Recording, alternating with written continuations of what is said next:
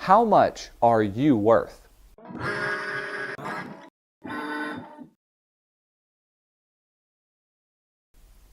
This week, I want to answer the one question that's on the mind of all my graphic design majors. Mainly, how much do you charge as a professional graphic designer? And along those lines, what's a good annual salary you could expect to make? And how do you talk about money with your clients or the people who want to hire you? If you were to do a Google search for graphic design salaries, the chances are you're going to find a wide spectrum of answers. One company may post a job for $20,000 a year. Another company may post a job for $60,000 or $100,000 a year. Well, what if you want to work freelance? What's a good annual salary you could expect to charge? Why is it graphic designers who work in New York City get to charge a higher rate than the same graphic designer who does the same work but he lives in Jackson, Mississippi? Well, when you talk about salary, it's a good complex question. It's complex because there's a lot of little details that go into determining not just what you charge, but why you charge. And so this is what the topic of this week's unit is going to be. How do you determine what do you charge, and how do you know what is a good salary for you? This week, you're also going to do an exercise that'll break down step by step the entire process for you to figure out the salary and hourly charge that's right for you. Within this process, you're going to determine the needs for budgeting. You're going to determine the needs for setting aside money for taxes and personal savings. And we're also going to talk about determining how many hours you would like to work within a year. For this video, I want to touch on two key topics. Mainly, what are the different ways you can get paid?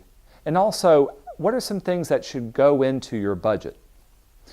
First off, most professional graphic designers are paid one of three different ways. You can either be paid an annual salary, or you could charge your clients by the hour or the job, or you could be a graphic designer who works on retainer. Each one of these has certain advantages and disadvantages. First, if you want to be paid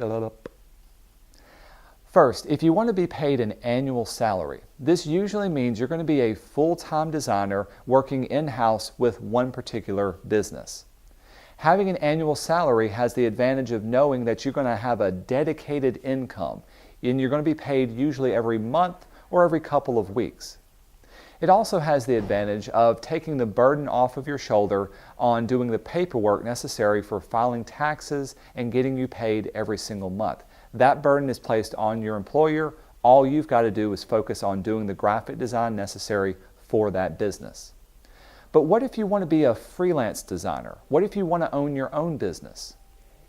If this is the case, then you're going to need to work very closely with your clients to determine how you want them to pay you or how they choose to pay you. Some clients will want to bill you by the hours that you work, and so it'll be up to you to keep track of exactly how long you worked on each project. That way they can charge you one set rate, usually per hour. Other companies will want to hire you per job, and they'll pay you one flat rate regardless the kind of job that you do. So as you start working freelance, you'll need to negotiate this up front before you start your project. I remember when I was first starting out as a freelance designer, one of the first jobs I had was doing t-shirt design for a t-shirt printing company. This particular company wanted to charge me per project. This means regardless however much time I spent on designing a t-shirt, I would be paid the same rate. So if I worked 3 hours or 30 minutes, the pay would be exactly the same. Now this benefited them because they passed that cost on to the customer, and they were able to give the customer one flat fee rather than giving an estimate based on how complex or simple their work is. And so there are some advantages to being paid per project or per hour. But if you're doing this freelance, the burden's on you to keep track of all the income you make and the hours you also work. Now the main disadvantage for working and charging per project or per hour is that you may have some months where you have a lot of income coming in. You've got a lot of projects you're working on. But then the very next week you'll have some months where you have no work at all. And so you need to be able to plan for and budget for those lean months as well as those productive months. For this reason, a lot of graphic designers like to work on retainer.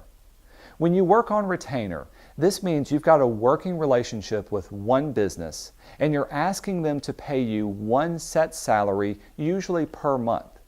And during that entire month that they're paying you, you'll do whatever is necessary. So regardless if you're doing a lot of work or a little work, you still get to have a dedicated income. To go back to my t-shirt example, if I was to charge them on retainer, I would ask them to pay me one set fee, say $500 a month. This way they get as much work out of me as they want, and I get a dedicated income for that month.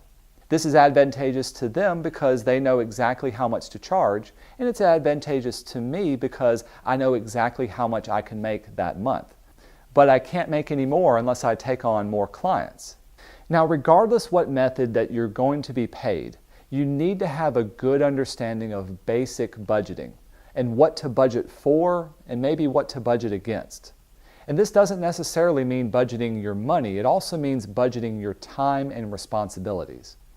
Now, if you're like most of my college students, the chances are by this stage of life you've not had to pay for a lot of things in your life. Maybe you're living in the dorm or you're still living at home. Maybe the car you drive somebody else bought for you. The food that you're eating somebody else paid for and cooked for. But there's going to come a time in your life that you're going to need to pay for things yourself. So budgeting is an important skill to have. Take just a moment and imagine that you are living on your own. Do you know how much it costs to rent an apartment? Do you know how much you're spending on gas and on food each month? Do you know how much you need to pay for insurance? Well, all of this goes into your cost of living.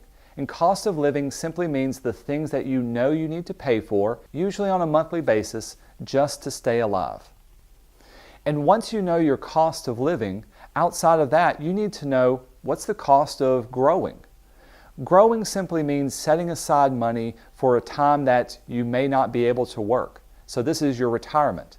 It also means setting aside time and money for things that you want to invest in. Whether you want to invest in yourself, in your education, maybe you want to invest in growing your business. But how much money you set aside for both retirement and personal growth can be part of your cost of living. I also recommend finding things in life that you want to invest in that are beyond you. These are your personal interests. These are things within your community that you want to give back to. These can be nonprofit organizations, they can be churches, they can be schools. They can be things that will help you grow the future outside of your own personal self. So during this week's task, and as you read through the chapter, start thinking about what are some things that you want to set aside money for? What are some things that are important in your life? And what are some things that you can budget for and budget maybe against? But also as you're planning for monetary budget, be thinking about your time budget as well. Do you want to be the kind of graphic designer who works every day? Or do you want to have some time off on the weekends? Or do you want to work a short week? What about having vacations and time off for being sick? All of that goes into determining your hourly rate, and all of that are things that you can talk with potential employers into getting into your contract or getting into how they can pay you. Your value is more than just the paycheck that you have. Your value is what you bring to the company. So how much are you worth? This week, we're going to find out.